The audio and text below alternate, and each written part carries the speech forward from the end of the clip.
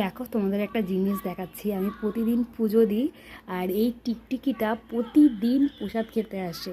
অবশ্যই এদের মধ্যে বলে, অনেকে বলে টিকটিকি শয়তান, টিকটিকি ভালো না, কিন্তু আমি মনে করি কি জীবজন্তুর মধ্যেই থাকে হচ্ছে আসলে ভগবান। ও প্রতিদিন দেখো ও জিভটা বার করে খাচ্ছে, দেখো। হ্যাঁ, এই প্রসাদটার জন্য আমরা আর কেউ খাই না, ওরা খায় বলে তো আরও টিকটিকি আছে। টিকটিকিগুলো প্রসাদগুলো খায় কোনে, দেখতে ভালো লাগছে নাকি। আর আমি তাড়াইও না, খাচ্ছে খাক না, কি হয়েছে। অ্যাকচুয়ালি ভগবানকে আমরা প্রসাদ দিই, কিন্তু ভগবান তো আর প্রসাদটা এসে খায় না, এরাই খায়।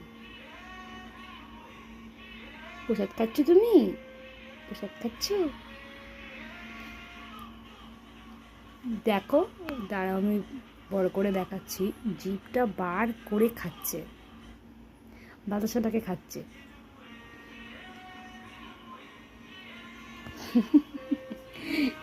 আমি মানে ঠাকুর দেওয়ার পরে আর ও না ভয়ও পায় না, মানে এমন হয়ে গেছে না, মানে কি বলবো, মানে এবার গ্লাসে মুখ দিচ্ছে। জল খাবি নাকি? ও ক্যামেরা করছি, ওরাও কিন্তু বোঝে, দেখো যে আমি ফোনটা ধরে আছি একটা জিনিস, ও এবার একটু ইয়ে হচ্ছে কোনে। ঠিক আছে, আমি সরেই আছি, তুমি খাও। চলো, আমি এখন মাখাবো হচ্ছে দই, চিড়ে, খই, খই আর এগুলো সব মাখাবো। আজকে হচ্ছে এই খাওয়া, মানে এটাই নিয়ম। ষষ্ঠী পুজোর নিয়মই হচ্ছে এটা, যে এগুলো খেতে হয়। কলা, আম, দই, চিড়া খেয়ে মিষ্টি।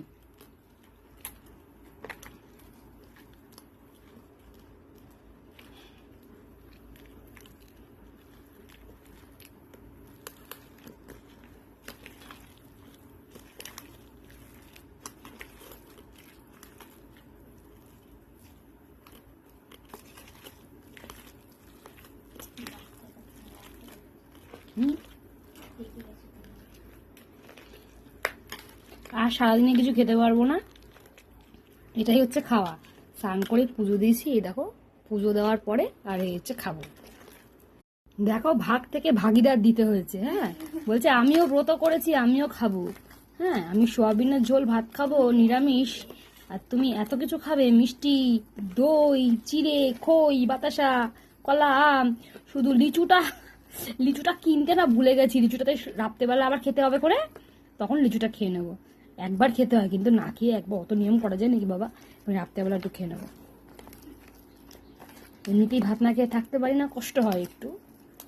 খেয়ে নেবো কোনে, রাত হয়ে যাবে।